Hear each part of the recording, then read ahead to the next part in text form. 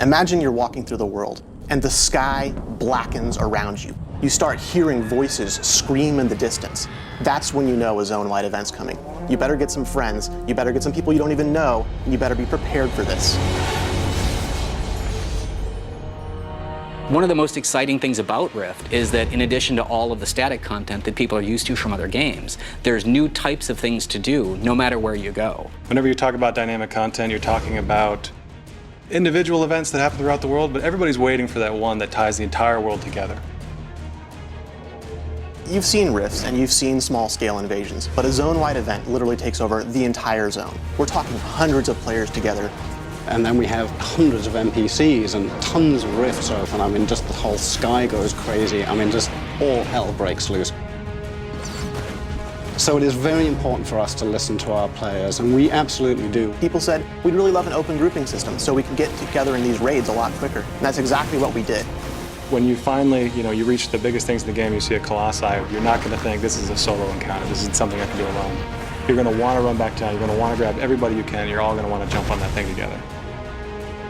We are offering dynamic content in a way that no other game is, because we are giving players direct control. Ancient Wardstones are like a content pinata. This is your way to interact with the world and drive the game and make it do what you want it to do. The most immediate impact the player is going to see is going to be in the quest hubs themselves. Doing the quests, upgrade the hub. By turning on one of the Ancient Wardstones for your faction, you are turning it off for them. It's a really fun part of the system. You get to go over there, blow up the other guy's Wardstone, and then take it for yourself. I get new content, I get new loot. You've hit cap, you've done tons of rifts, you've seen the mechanics of them evolve over time, you've fought back 1,000 invasions and killed every foothold you can see on the map. So what do you do now? What we want you to do is we want you to go find the expert rifts and the raid rifts. Not only are the rifts bigger themselves, but the types of things and the number of mechanics and objects that we're spawning in, it's just magnified. So while we require sort of an elite crew, we also want to make sure that anybody else shows up when they see these things in the world, can help out, can help the fight, can jump in and still get the contribution rewards they've been accustomed to getting. Our reward system is based on performance, it's based on effort, it's a forgiving system meant to reward you for playing, but not to punish you for being outside of the radius when the event completes or dying because you're the first to try to tank and nobody's healing you.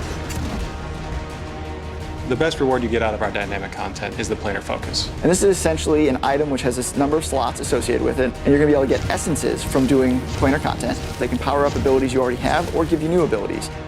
We wanted to put that middle M back into MMO. We're making a AAA MMO here, and we're doing things that nobody else is doing. It's not the world playing itself, it's not interactions between various systems, it's you. So when you take all these new types of things to do, and you put them all together, that's when you know.